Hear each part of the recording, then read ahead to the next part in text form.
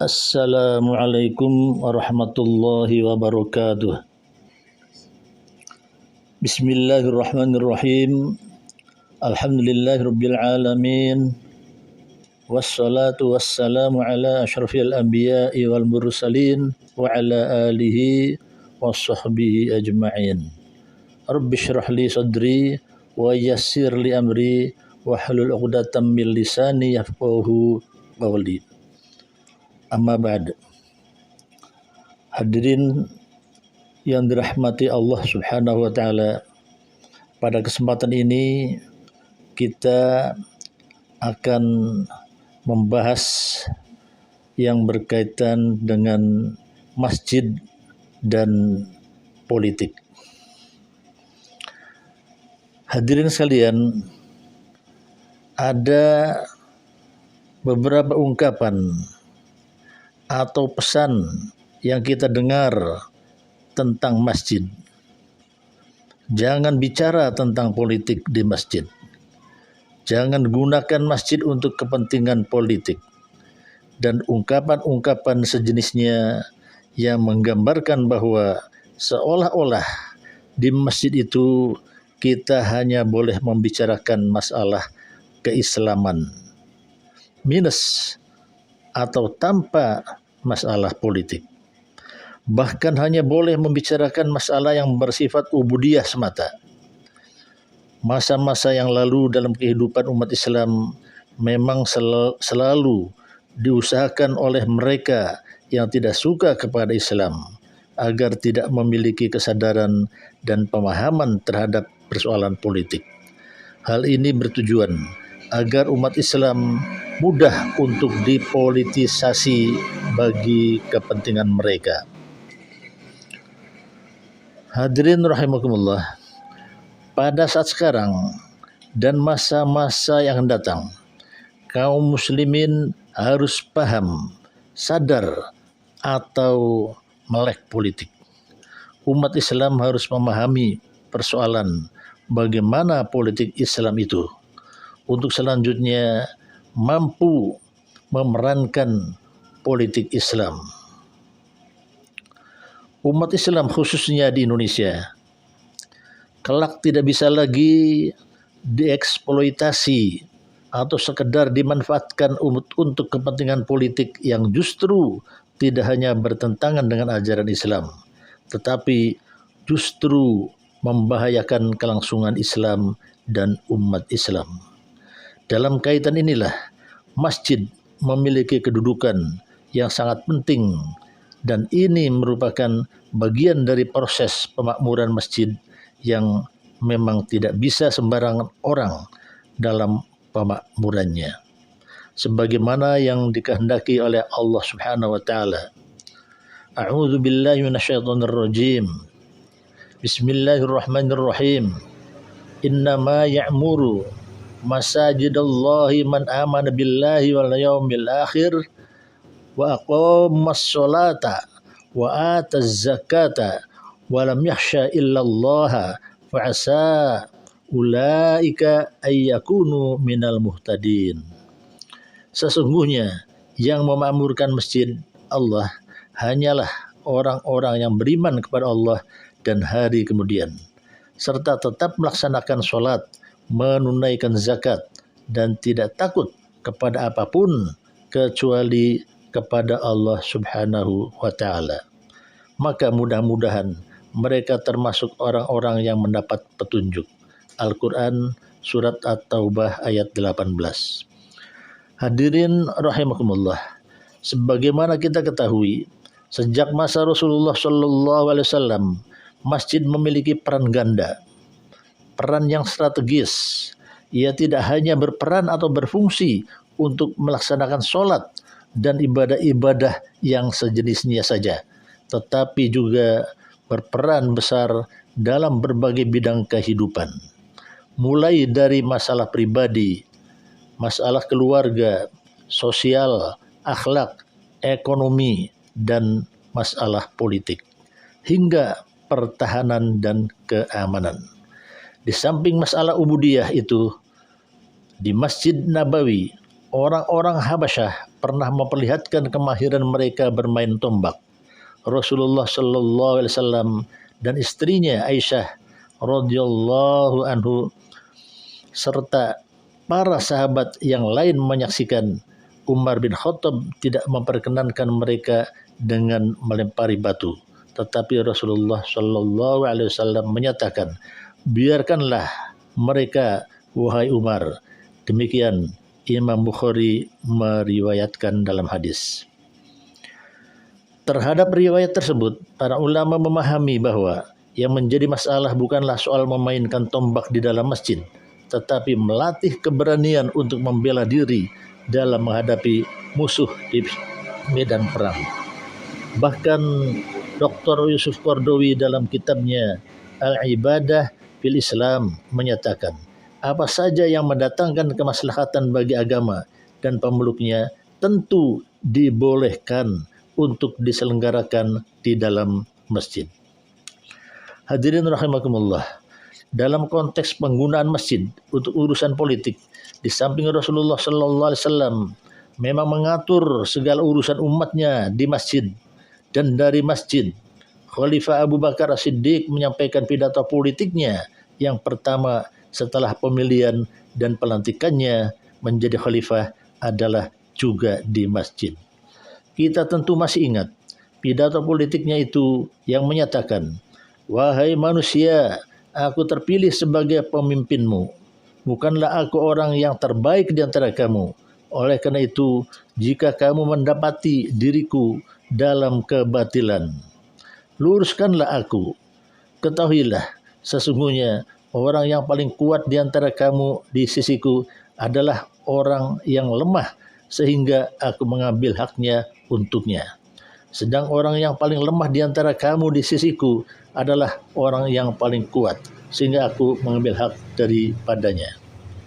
Taatilah aku selama aku taat kepada Allah dalam mengurusimu.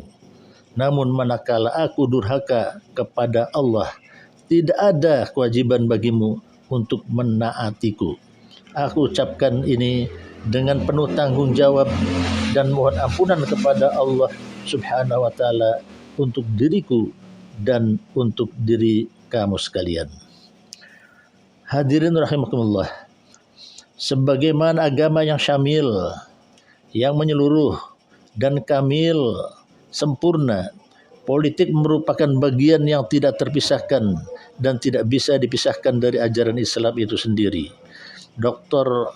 Yusuf Qaradawi dalam bukunya Hadiyul Islam Fatawi Muasyirah, Fatwa Kontemporer, jilid 2 halaman 897 sampai 900 menyebutkan bahwa Islam yang sebenarnya sebagaimana yang disyariatkan Allah tidak mungkin tidak politis. Jika Anda hendak melucuti Islam dari politik, hal itu tidak mungkin dapat dilakukan. Hal ini karena ada dua alasan yang mendasar. Pertama, bahwa Islam memiliki sikap yang jelas dan hukum yang terang mengenai berbagai masalah yang dianggap sebagai pilar politik. Kedua, bahwa kepribadian Muslim sebagaimana yang dibentuk oleh Islam dan diciptakan oleh akidah, syariah, ibadah, dan pendidikannya tidak mungkin kosong dari muatan politik, kecuali jika pemahamannya yang buruk terhadap Islam atau penerapannya yang keliru. Amar ma'ruf nahi mungkar, saling bertausiah dalam arti yang luas, berperang untuk menyelamatkan orang-orang yang tertindas serta lemah dan sebagainya merupakan ajaran Islam yang tidak bisa dilepaskan dari persoalan politik. Selanjutnya, di dalam buku yang sama pada halaman 279, Dr. Yusuf Qardawi menyatakan bahwa politik dalam arti mengatur urusan umum demi mewujudkan kemaslahatan masyarakat, menolak mafsadat atau kerusakan dari mereka dan untuk menegakkan keadilan di antara mereka. Hal ini berada dalam satu garis dengan dinul Islam, bahkan merupakan bagian dari ad-din yang merupakan akidah, ibadah, akhlak dan tatanan bagi semua sektor kehidupan. Maka fungsi masjid sebagaimana yang dikehendaki Islam sebenarnya tidaklah terpisah dari politik dalam arti seperti itu. Hadirin yang dirahmati Allah Subhanahu wa taala. Dari keterangan di atas, kita bisa mengambil kesimpulan bahwa masjid bisa saja digunakan untuk membicarakan dan mengurus masalah-masalah politik. Para khatib, ulama, dan mubaligh bisa saja menyampaikan materi khutbah tentang masalah-masalah politik, tetapi jangan kampanye untuk partai politik tertentu. Bila di antara jamaah ada yang tertarik pada partai politik tertentu dengan sebab sang khatib adalah seorang fungsionaris atau pendukung partai politik tersebut, itu soal lain. Itu sebabnya para khatib dan mubaligh harus bisa membedakan mana khutbah atau ceramah tentang politik dan mana yang bersifat kampanye. Tegasnya, khatib boleh bicara politik, tetapi tidak boleh kampanye kepada partainya melalui mimbar masjid. Hadirin rahimakumullah, yang menjadi persoalan adalah selama ini kata-kata politik selalu berkonotasi kotor dan jelek. Bahkan ada ungkapan bahwa politik itu kotor yang seolah-olah kita tidak boleh masuk ke dalamnya. Mungkin karena selama ini yang kita saksikan dari perilaku para politikus adalah perilaku kotor. Untuk meraih kursi kekuasaan, mereka menghalalkan segala cara, saling sikat dan sikut, tipu menipu, fitnah memfitnah, bahkan sampai bunuh membunuh. Ketika kursi kekuasaan sudah diraih, yang terjadi kemudian adalah mereka yang berkuasa itu tidak menegakkan kebenaran, tidak memperjuangkan dan membela kepentingan rakyat yang dizalimi. Bahkan mereka sendiri berlaku zalim kepada rakyat yang mendukungnya. Dari sinilah peranan penting masjid atau musola untuk bisa membina para politikus agar menjadi politikus yang soleh, yang bertakwa kepada Allah Subhanahu wa taala, sehingga menunjukkan politik yang berakhlakul karimah, selalu memperjuangkan hal-hal yang tidak bertentangan dengan ajaran Islam.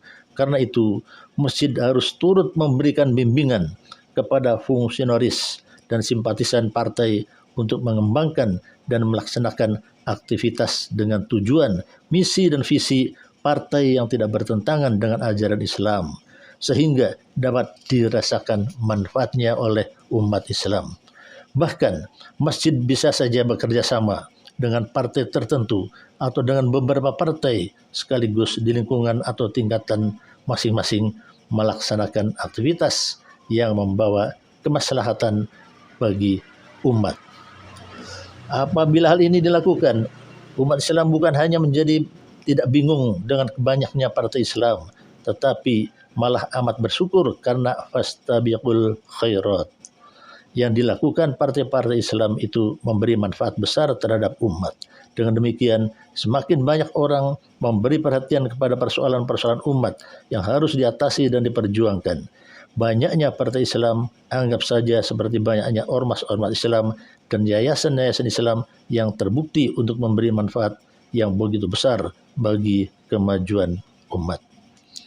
Hadirin rahimakumullah, karena itu dalam konteks perpolitikan di negara kita sekarang ini, masjid atau musola perlu memainkan peran. Masjid perlu memberikan persepsi atau pengertian yang utuh kepada jamaahnya tentang politik Islam, agar jamaah yang merupakan masyarakat muslim tidak bingung dengan partai politik yang jumlahnya banyak. Hal ini sekaligus bisa mewaspadai kemungkinan adanya partai politik yang menggunakan Islam hanya untuk kepentingan politik mereka. Oleh sebab itu, yang semestinya ditunjukkan oleh semua pihak adalah politik untuk kepentingan Islam, bukan Islam untuk kepentingan politik. Politik untuk kepentingan Islam boleh, Islam untuk kepentingan politik tidak boleh. Demikianlah hal-hal yang perlu disampaikan, semoga bermanfaat insyaallah kepada kita semuanya, dapat melaksanakan dengan sebaik-baiknya. Terima kasih. Wa'alafu minkum wabillahi taufiq wal hidayah. Wassalamualaikum warahmatullahi wabarakatuh.